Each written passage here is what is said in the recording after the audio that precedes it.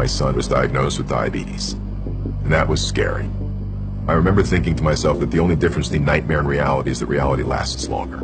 Type 1 diabetes is an autoimmune disorder in which your own immune system attacks the cells in your pancreas that secrete insulin. That means your sugar levels accumulate in the blood. Your body goes into this futile tailspin of breaking down itself, and eventually you will die. It is an undeniable outcome without insulin therapy. But this drug insulin, while it's a life-saving hormone that has to be replaced, it's very unforgiving. A small overdose of insulin can be fatal. When you have an infant with type 1, you want to have this good long-term control because you're looking down the barrel of it every single day with literally no end in sight. This is the rest of your life unless there's a biological cure. While I didn't see myself as having the skill sets to come up with a biological cure, I did have skill sets that could help direct a therapy that was much better and more elegant than what we currently have. Since that day, we've been trying to develop an automated bionic pancreas that is a paradigm shift in managing diabetes.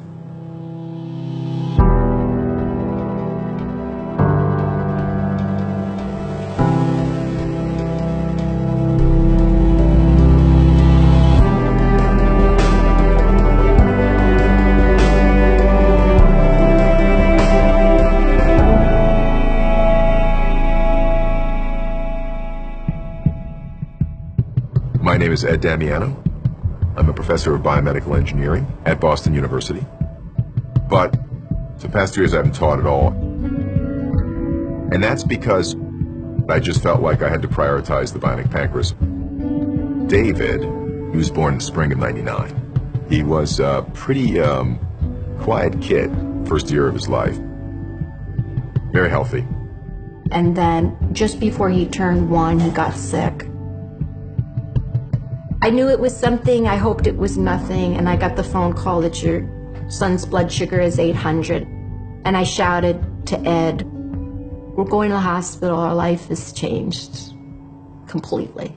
And in the first weeks, managing it was a particular challenge because he was an infant.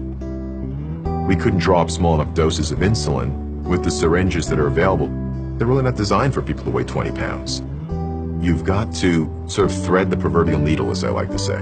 A slight overdose of insulin can be fatal, and that's the scary part.